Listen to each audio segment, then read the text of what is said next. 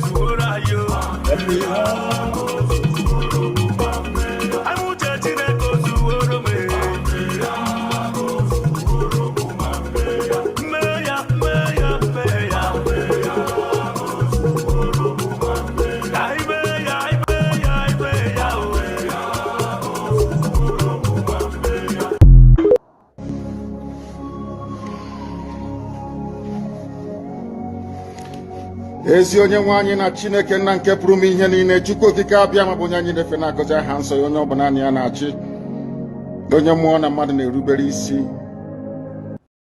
onye ọ bụ naanị ya bụ ọka aka. Ụbọchị ene ka anyị na-etuga eze ebube dị ngọzi, mmalite na ọgwụgwụ, ndị gboo wee tụọ oge ebighị ebi. Onye nwe m, ụmụ gị wee gbakọọ n'ụwa niile iwe na ozi ọma nke gị onwe gị n'ezi ha site n'ọnụ mmadụ dị ndụ na nke ebere dị ngọzi. Anyị wee na-asị na onweghị ihe ọbụla nke anyị onwe anyị bụ n'ihi na ọ bụ anụkpa ahụ sọsọ ka mmadụ dị ndụ bụ. Ofu ụbọchị anyị ga-anwụ, maka na okwu nsọ gị na-adịgị ma ruo mgbe ebighị ebi, n'ihi na okwu gị niile ga-abịarịrị na mmezu. Ọ bịa mere Biafra ga-eji wee bịa na mgbe nke anyị. Anyị wee na-akpọkụ wee na-arịọ gị na-asị, lekwa ude nke anyị na-asụ n'akwa nke anyị na-ebe ka o metụta gị n'obi. Onye nwe m na Chineke nna nke igwe, biko dịka isi wee napụta ụmụ gị n'ọbụ n'Ijipt gotu wee wezuga ụmụ gị bụ ndị Biafra mgbe ekwensu bụ zuu nke mmadụ dị ndụ karị. Anyị wee na-aja gị mma, na-asị gị n'ime ọnọdụ anyị na anyị ga-ekele ha nsọ gị, wee nye gị nsọpụrụ n'ụtụ na eji ama mgbe niile, n'ihi na anyị enweghị chi ọzọ ewezuga gị. Anyị onwe anyị anaghị efe arụsị. Ọbịa mere iji wee na-agọzi nsọmụkwụ anyị niile. Ọbịa mere IPOB ji wee gbaa mgbọrọgwụ na anaghị atụ egwu mmadụ dị ndụ. Anyị wee na-eto gị eze ebube dị ngọzi, sị gị biko gbatara anyị ọsọ enyemaka. Ọ bụ naanị gị bụ onye anyị refe nwa ya bụ isi ala nye, ka i wee napụta ndị gị n'ọbụ nke ekwensu. Anyị wee na-enye gị ofe na nsọpụrụ na ija mma, na-asị lekwa ka ndị iro anyị niile ka kasị wee baa ha ọnụ, ha wee daa hapụ ikoni ọzọ. Obodo ekwensu bụ zu ala nwekwa n'ihi eze ebube dị ngọzi. Anya ọnwa anyị bụ ụmụ gị wee na-akpọkọ ha nsọ gị, na-asị na enweghị chi ọzọ ewezuga gị. Anyị wee na-aja gị mma, wee na-eto gị, na-asị onye kere ihe niile kere eke mana onwe onye kere na n'otuto niile na nsọpụrụ niile na ịja mma niile site n'ebighị ebi, mara onye ka a na-arịọ gị ise ise ise. He say, Ndewo. Thank you very much. Onyendu Mazin Namdekano. Ụtụtụ ọma ụmụ Chineke, ụtụtụ ọma lovers of freedom. My name is Raphael Chiamaka Jere. Right now, there is a worldwide or a global Islamic onslaught against the light of truth, against the light of heaven. There is an onslaught going on to overwhelm every other system, but to uphold Sharia and to uphold the Islamic tenets all over the world. This is absurd. It's unbelievable. There's every attempt and every move to begin a jihad. And then this jihad actually in its real meaning is warfare against non-Muslims. Now this morning, I will start with a video that actually explains it very well. Because when you saw the Sultan of Sokoto trying to give you a different interpretation to what jihad means, it was a deliberate attempt to water it down and to make people feel that there is peace and there is calm. That's exactly what they're doing. But today, it's overwhelming in the whole world. Cities all over the world, from Romania to Belgrade, from Belgrade to the streets of UK, and everywhere, people are trying to tell the world that this is who we are. Christians are standing up on their feet. And today we have a global president, because Donald J. Trump is a president of the globe. The free world, the president of the free world. The president of the free world is actually up to make sure that if there is anything called democracy, we have to actually have it. It is not an autocracy or whereby people come to dominate others. It is whereby people can be free to practice their own without being dominated by another sect. So now I am going to play that video, and then I'll play the video of the shameless Sultan of Sokoto. And then I will give you videos from around the world to see this. That is what I call a great awakening. There is what I call what a great awakening. And the puppet in Nigeria is a dog they're about to use, to lure you people. And then every one of you are quiet. They are buying over everyone. And right now, the Nigeria system is almost, they want to make Nigeria system a one-party system. There's an intention for that, so that you will not be able to cough. They are making poverty, they are institutionalizing poverty. They have overwhelmed you with so much poverty that you cannot even breathe. All that happens is that they just give you money here and there, and you just keep quiet because there's nothing is happening and no work, terrorists everywhere. You can't go to your farm, so you need to accept whatever they give to you. If you don't accept it, you will not eat. And at the end of the day, they will subdue you, they will overwhelm you, and you cannot do anything. And the next thing that will happen is that you become their slave. Only God will help you if you do not rise up. And God does not even help you when you don't rise up on your own. He helps you when you make an attempt to be saved. Now, let's listen to this video and then many more that I will bring this morning. Please, this is very, very important. If you're just coming in, make sure you hit the like button, share. This is an FBI agent that understands how these things work and is breaking it down because they have been able to, analyze it, they've been able to investigate it properly, and now they have results. And this is upright results, not what the Sultan of Sokoto is telling you. This is the reality, the truth of the whole matter. Thank you as you listen. This FBI agent brilliantly break down what Islam really is. The entire purpose of Islam, according to all Islamic doctrine, is to ensure that there is an Islamic state throughout the entire world called a caliphate, and under that, Sharia or Islamic law is the law of the land. That's it. Islam is no more complicated than that. Islam breaks the entire world into two parts. The Dar al-Islam, where Sharia is the law of the land, and the Dar al-Harb, the house or abode of war, where there is not Sharia as the law of the land. The function of Islam is to eliminate the Dar al-Harb until the entire world is a Dar al-Islam. And the vehicle to do that is called what? Jihad, which in 100% of all published Islamic law is only defined as warfare against non-Muslims.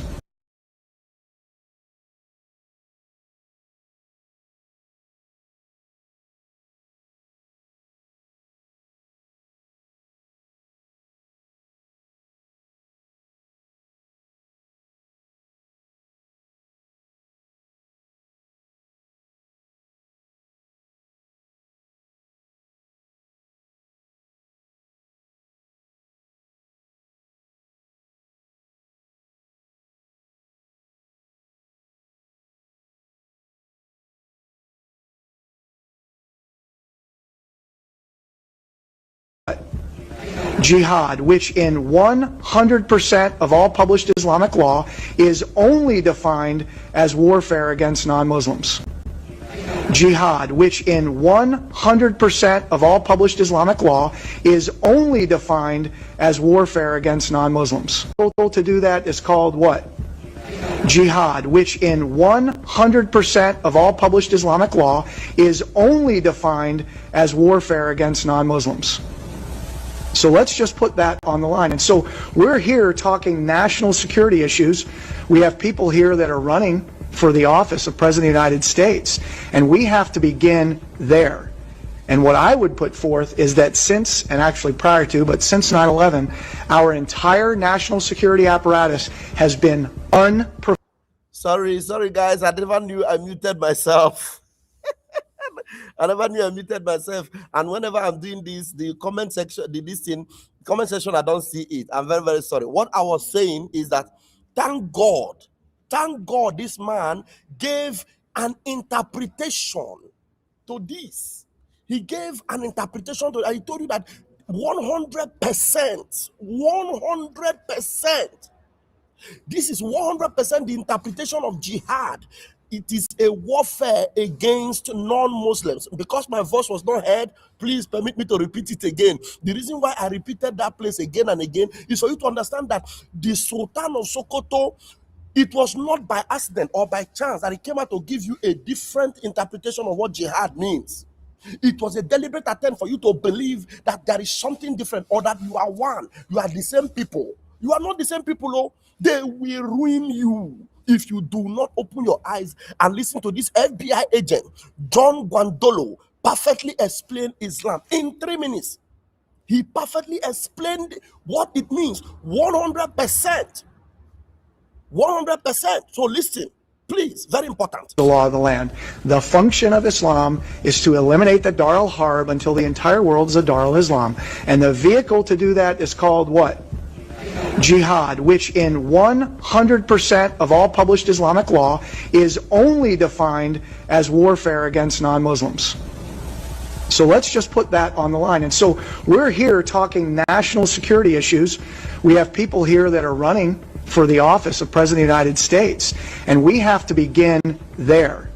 And what I would put forth is that since, and actually prior to, but since 9/11, our entire national security apparatus has been unprofessional in its approach to this war, from the 4-star generals to the office of the president to the national security staff to the leaders of DHS when it was created, the FBI, the CIA, and other agencies. Because we have said this has nothing to do with Islam, despite the fact that our warfighting doctrine says when you analyze an enemy, you start with who he says he is and why he's fighting. And 100% of this enemy that we're facing, from the jihadi in Chattanooga to the 9/11 hijackers and everybody before and in between, have all said we're Muslims waging jihad in the cause of Allah in order to... Are you saying it? 100% of all the war they're waging, all these people, all of them, they have all admitted who they are. They have all admitted who they are. So this thing you see happening in Nigeria, happening to Mazi Nnamdi Kanu, happening to Biafrans, and happening to Christians in Nigeria, it is not only to Nigeria. They are taking it global. They believe that this is their time. Look at what is happening in America. I have videos to show you this morning. And 100% of this enemy that we're facing, from the jihadi in Chattanooga to the 9/11 hijackers and everybody before and in between, have all said we're Muslims waging jihad in the cause of Allah in order to impose Islamic law and establish caliphate, period.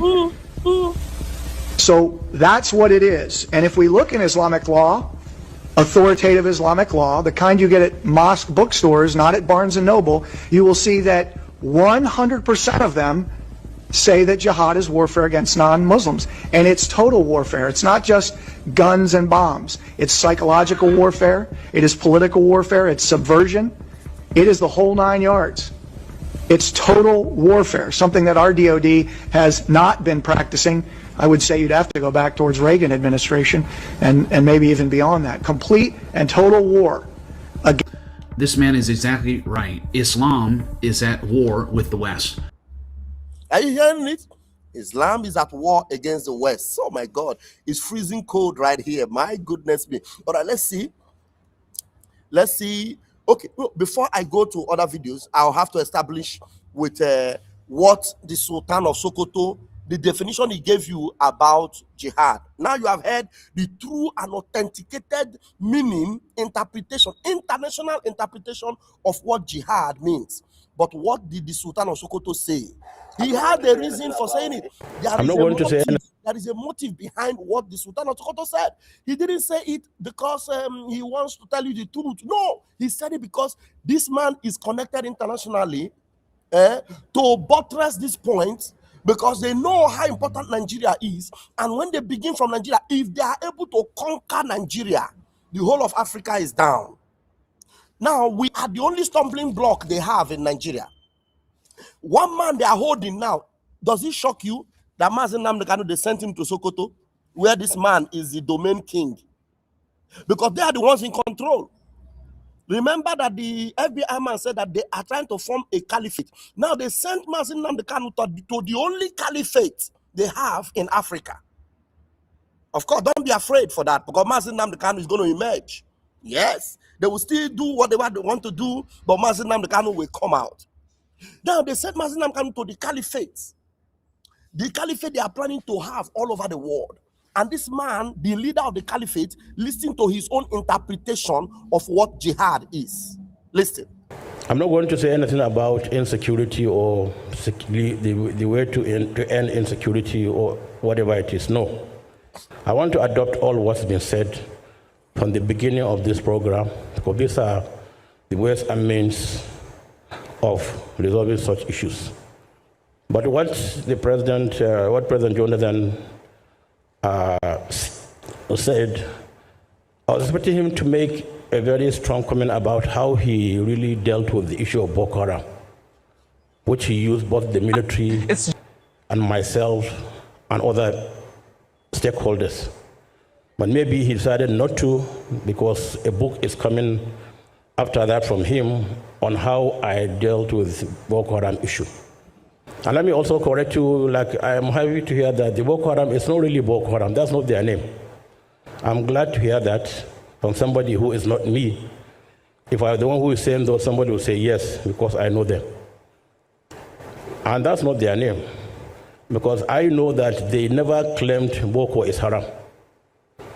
If you have listened to some of their audio, which I had privilege of listening to, they said they didn't say Boko is haram, because some... There's one thing I want you to know. He said he had privilege of listening to the audio. No, it is not a privilege he had. He is the one that formed the people. They are the one that created the audio. So it is not a privilege. So I had to debunk this thing.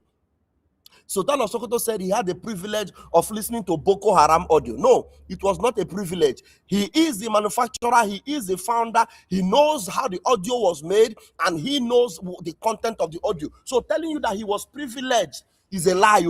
So I need to debunk this one. This man is one of the founders of Boko Haram. So when he's telling you, because I know them, it is true that he knows them. I want to tell you that it was a privilege to listen to their audio. It is a lie. This man, he was one of the makers and founders of that audio. So take that to heart, okay? Take it and understand that this man is just lying to you, okay? All right. If you have listened to some of their audio, which I had privilege of listening to, they said they didn't say Boko is haram, because some of them have also gone to school, and they said you cannot open somebody's brain and remove the education in his head. So he had already acquired that knowledge, that education. He's an engineer, he's a doctor, he's whatever it is. What they are saying is that those who have gone to school and are educated are leading bad governments. What they're after is the issue of bad governance, because they want to be free, they want to do whatever they feel they should do. And I want to correct, and I'm glad this is carried on TV, live. When it came to the point of him talking about jihad, he had to specify that, look, he is glad that this thing is live. So he wants not only to correct the impression in Nigeria, he wants to make sure it goes global. When it comes to the point of jihad, because jihad is a global phenomenon. So you see, he talked about Boko Haram because Boko Haram emanated from Nigeria and then they are trying to spread it. But when it comes to correcting the impression about jihad, to change the narrative, he said he is happy that he is on a life, because jihad is a global phenomenon. So thank God it's going global. Let me now change the narrative. That's exactly what this blood-sucking demon was actually saying. And if you don't know, we know, because we are Biafrans. And I want to correct, and I'm glad this is carried on TV, live. I want to correct this wrong notion that people, non-Muslims, hold about jihad. Jihad is not to kill a non-Muslim by a Muslim. Are you hearing it? He said jihad is not to kill a non-Muslim by a Muslim. But the title, but the true definition is that jihad is warfare against non-Muslims. And he's now telling you that jihad is not to kill a non-Muslim by a Muslim. He is giving you an opposite definition of what jihad truly is. And he is happy that this thing is live, changing your mind, customizing your mind to believe that you are the same, one and the same people. These people are demons. Demons! Jihad means to strive. And in whatever you do in life, you strive to be the best you can be. You strive to be a good Muslim. You strive to be a good Christian. You strive to be a good farmer or a good engineer. So jihad is not to kill a non-Muslim. That's a wrong notion people have been airing out for decades. And I wrote a foreword on a book. He wrote a foreword on a book. Just be patient. He will continue because the video paused a little bit. Listen. Across the world, published by the King of Jordan. And so he wrote a foreword on a book that was published by the King of Jordan. So you see the connection from Nigeria to Jordan, from Jordan to the sea. You see the connection, okay? All right. I wrote that foreword, and I believe that book will be brought back again, because it was about 13, 14 years ago. And it talked about the uses and abuses of jihad. Because at the back of the book, I remember very well, because they said one of the most fearsome word a non-Muslim would hear is the word jihad. And it's true, because people have already given it a very negative connotation. So because this has been their modus operandi, this is the way they have conquered many parts of the world. Now they see that the narrative is being detected and people are waking up to the realities and people are creating awareness, just like it is in America today. I am going to show you videos in America. You will be shocked. You'll be shocked. And the video you are about to watch after this one now will also open your mind again. The son of Hamas. It will open your mind again. You will see this. These things are just real. You know, these things cannot be painted. It cannot be forged. They are just real. And the opposition to it now is gathering momentum. So because of that, he is now working with the king of Jordan, the king of Arab, the king of other, to try to see if they can change the narrative again and continue their conquest. They want to change the narrative and continue their a bit so that they can be nipping them in the bud. But it is not. And so let's live here with that notion that, look, jihad is to strive, it's not to kill a non-Muslim. Because as we know as Muslims, it's in the Holy Quran, you cannot take somebody's life without due process. You cannot kill somebody. Because they said to kill a life, take a life or kill somebody, it's like taking the whole of humanity. That's without being following due process. But these are things that scholars will talk to you about. So let's live here with this notion that jihad is not to kill, because we are living peacefully with one another. I'm a Muslim and I know I'm a Muslim. If you're a Christian, you know you're a Christian. Then when we understand one another, we are better equipped to deal with one another. Because I know who you are, you know who I am. There's nothing you can do to me. There's something I can do to you. Understanding is the most important thing. We understand one another and live peacefully in this country. You see the lies and the narrative. So you are going to watch another one now. This man is just evil. Now come and listen to the son of Jihad, the son of Hamas. Listen to this guy. This guy, look at the way he's looking now. He's looking like a caveman already. He is in the USA. He's being covered and protected by Israel because he escaped for his life to expose the evil going on with Hamas. He is the son of the founder of Hamas. And now his eyes are open to it. He is now spreading the news to the world from America, from Israel, telling you how dangerous they are. Now, he is speaking this thing so much that he's now overwhelmed with it. And then the truth of it is now telling on him that, look, if you don't hear his voice now, you are all going to run down, doomed, if you don't arise and listen to him. Listen to the son of Hamas. Very, very important. It's jihad against civilization.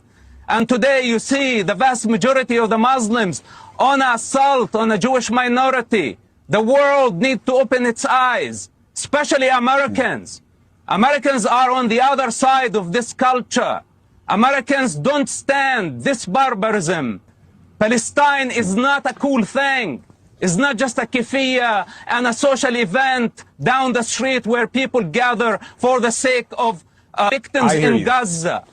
The only victims in Gaza are the children. Listen, Chris, the only victims in Gaza are the children who have been used as human shields, who have been weaponized to serve jihadi agendas. Everyone else is a suspect terrorist. It's as simple as that. It's jihad against civil. Are you hearing that? That go and look for him, the son of Hamas. Just look for this picture, look for his videos, your eyes will open the more. Now let us go to the streets of America, and I want you to see this protest by this lady that was married out to an Al-Qaeda person who has now been delivered, and she is now on the streets of Canada creating awareness and telling you how dangerous this thing is. And if you are not aware, be aware now and know that this is a global phenomenon, and what we are fighting in Nigeria is going global, and it needs to be nipped on the bud as earlier as possible. Now watch this lady. She tells the truth, carrying this placard on the streets, and people are asking her questions. Some of this new generation, these new Democrats that don't know anything, like Ilhan Omar is deceiving and telling them, America, Donald Trump is a terrorist, Donald Trump is not a Democrat, and all those nonsense that those Somalians are saying in Minnesota. Come and see on the streets of Canada and see this woman. These are people that have lived it completely within their lives and their experience, and they are telling you what it is all about. Listen to this video and I'll be back. According to the Quran, a man has the right to beat his wife. In fact, it instructs men to beat their wives if they fear disobedience or arrogance. What is radical Islam, and how is it different from Islam? Today I fly in author and survivor Yasmin Muhammad to help explain. I'm assuming you knew of his involvement during the marriage. Unfortunately, I didn't. Oh, you did not? Yeah, I was married to him against my will. I was just 19. I did learn through CSIS, Canadian CIA. They're the ones that told me of his involvement with Al-Qaeda and his relationship with bin Laden and everything. And by then, I already had a daughter with him. Oh my goodness. I'm so sorry you went through that. What was the feeling when you found out? I wasn't too surprised. He was a pretty evil person. They showed me a picture of him behind bars in Egypt, and they said, you're free, and that was the last I ever heard from them. At 19, you had experienced that. Like, I'm so sorry to you. Did your family know about his involvement? Yeah. They chose him specifically because of his involvement. The way my mom put it, she needed to find a man that was strong enough to control me. Wow. Oh my gosh. So that's why they forced me into a marriage with a terrorist when I was And this 19. was in Canada, by the way. Oh wow, your mom. I'll tell you. While y'all were together, Her mom was in Canada, and they forced her to marry an Al-Qaeda terrorist, and because they wanted to foster this particular movement and continue, because they needed to project this particular thing global. Right there. That's why the son of Hamas is shouting, America, you should be aware. And that's why Hamas and Namdekan have been shouting and talking, if you do not rise up, they will overwhelm you. And today they are overwhelming you already. together?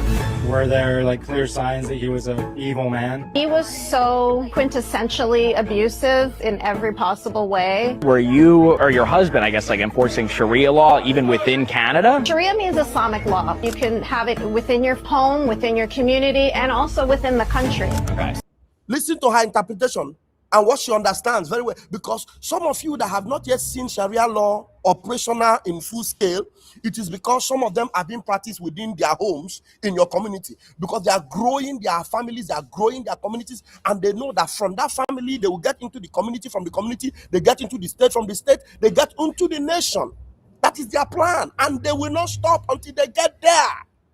Do you understand? So that's why this woman gave you the full interpretation, because every Islamic home, most of them have this Sharia practice within their home, and they bring up their children this way, and they will continue to do that until they get global. Okay? Very, very important you take note of this. Very, very, very important. In Canada? Sharia means Islamic law. You can have it within your home, within your community, and also within the country. Okay. So yeah, my home was a Sharia bubble, but I'm in Canada. Your husband would beat you justifying it under Sharia law, right? Yeah. I read that in your book. Yeah. That's correct, because according to the Quran, chapter 4, verse 34, a man has the right to beat his wife. In fact, it instructs men to beat their wives if they fear disobedience or arrogance. And this was in Canada? This was in Canada, yeah. How did you get out? It was not easy. It took a very long time. I was in the hospital I had a miscarriage. I told him it was going to take me a week to get better and that I needed to go to my mom's house. And I knew it would be easier to get away from my mom's house than it would be to get away from him. When she went to work, I went to a lawyer and I said, I need full custody of my daughter, I need a divorce, and I need a restraining order ASAP. And that's in a secular country. That's in a free country. That's in Canada. So you can just imagine women like me in the similar situation in Afghanistan, and Sudan, and Somalia, and Saudi Arabia, Pakistan. It's way, way, way, way harder. I'm sorry you went through that. I can't even imagine it. How much of the Islamic world is this happening? Well, this is very common. Egypt, Morocco, in the States, all over the place. Yeah, France, Sweden, Germany, Canada, UK.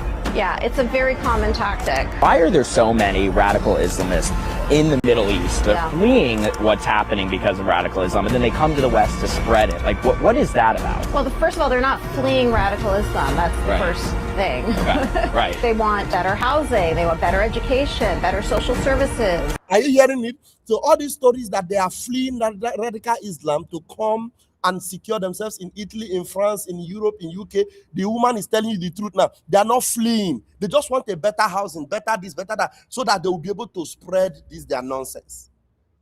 They are not, they are not fleeing. They are actually going to establish it more all over the world. So listen, very, very important. That about? Well, first of all, they're not fleeing radical Islam. That's the first thing. Okay. Right. They want better housing. They want better education, better social services. They want the perks of democracy, but they also want to see its downfall. You're 100% correct. That's exactly what I grew up in. They believe that the whole planet should be Muslim. And is that in the Quran? Yeah. Okay, no, that's a mainstream belief. Would you say Hamas and Al-Qaeda are one of the same? Yes, absolutely. Right. Yeah. Why do you think no one's talking about trying to give a better life to the Palestinians without Hamas as their government? Those kids that are becoming Hamas supporters or Hamas terrorists are celebrated east and west. Whether it's on TikTok or whether it's in their mosques, people are like, good for you, kill the Jews. We're acting like Hamas is a resistance group and not Al-Qaeda. How do you think we got here? I think that 9/11 was a long time ago and a lot of people are not paying attention. We said never forget, but I do think people are forgetting. We get comfortable. Yeah. How do you feel about the Palestine-Israel conflict? I know it's very controversial. I know on the Palestine side, the government is kind of similar. What's your view on this? My father is from Gaza, so I very much was born and raised into this. The goal here is to eradicate Israel, to eradicate all Jews. And in fact, there's a hadith, which is an Islamic doctrine, that talks about how when there is a war between the Muslims and the Jews will be hiding behind the trees and behind the rocks. And the trees and the rocks will speak and they'll say, "Oh Muslim, there is a Jew hiding behind me. Come kill him." Oh my gosh. So it's an ideology that very much is interested in the genocide of Jewish people. It's not interested in progressing Palestinian people. We can see that by the billions of dollars of funding that have gone to them. They didn't use it to further their own people and to uplift their own people. They used it to build tunnels. Yes. To continue their terrorism. It's just so interesting to me. Seeing from your side is like insane to me. Are you in college? I am in college. Where do you go, NYU? I do. Have you had professors that demonize Israel? They will typically lean towards Palestine rather than anything. So, yeah. Right. And why do you think they ignored the radical Islam elephant in the room, that Hamas, which is pretty much the exact same thing as Al-Qaeda fundamentally, attacked Israel because they say themselves they want to kill Jews worldwide? On education. Using your voice and platform for this is something that's very incredibly brave. What's like the thing that people should get the most out of your circumstance? Like, what could you like tell other young women, other young people who might find themselves in similar situations? For people here in the West in general, I would ask them to be just as generous with their criticism of Islam as they are of any other ideology. When they see misogyny, speak out against it. You see homophobia, speak out against it. Don't say, well, I can't speak out against it from these folks because that would be bigoted or racist or Islamophobic or whatever. But I can only criticize it when it comes from these folks over here, right? Well, thank you so much for speaking with us. Appreciate it. It's great meeting you. I feel so blessed to have this conversation with you. I am so glad that you stopped and spoke to me. You're amazing. I love you. Yes. You're awesome. God bless you. Thank you for being here. Thank you. Thank you. Take care. Are you seeing that? So the awareness is going very, very strong, and I love it. It's interesting. I don't know that. Look at what is happening now. Countries are rising up. They are taking their stand. This happened in. This was in. Thousands of people have filled the capital, shoulder to shoulder, shouting. Right, listen up, beautiful people. This is absolutely huge. Bulgaria have just shown the entire world exactly how to make the government listen. Tens of thousands of people have filled the capital, Bulgaria, shoulder to shoulder. Serbia. Let me show you. This one is in Serbia, Belgrade. They are on the streets shouting. They are a Christian nation. This is Serbia. Serbia is a very small country. A very small country. I wonder if they are up to 4 or 5 million. But 1.3 million of them came out on the streets of Belgrade in Serbia to say they are a Christian nation. Look, if you need to survive this, you must rise up together. In Nigeria, you have at least over 100 million Christians. At least.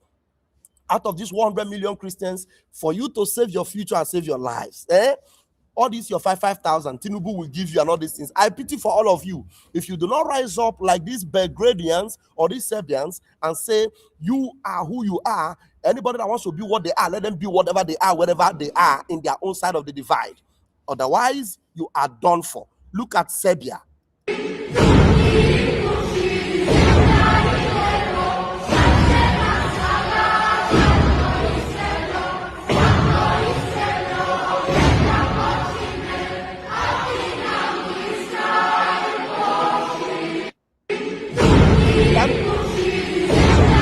Only over 100 million. Let me show you the right now.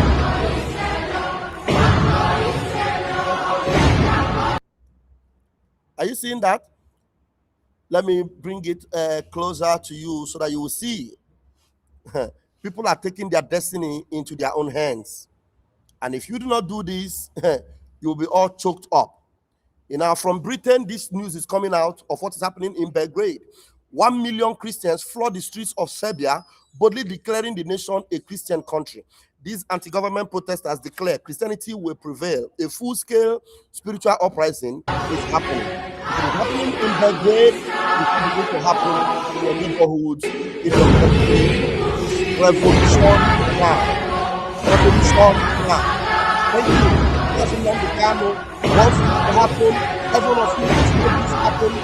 Even in your own individual ways, you must find all those data criminals online that are paid come and campaign against your freedom. And then you rise up and say, there's no Christian genocide. Muslims are also being massacred and all that. And you don't show any evidence to that. The evidence of what is happening in Plateau, in Benue is out there. Really more, I would have played you an interview from Really More. Maybe in the afternoon, we'll play it. Representative really more was on Fox News yesterday, and I'm sure you may have seen the video. Otherwise, this afternoon we'll play it because everybody is now aware, and help is on the way. Help is on the way. May Chuko Kabiama bless you all, fellow Biafrans and lovers of freedom. This awareness must continue. This is what Mazin Namdekan represented. This is what he preached. This is what Simon Ekpa represented. This is what they have been preaching. This is what we represent, and this is what we must preach. Airborne.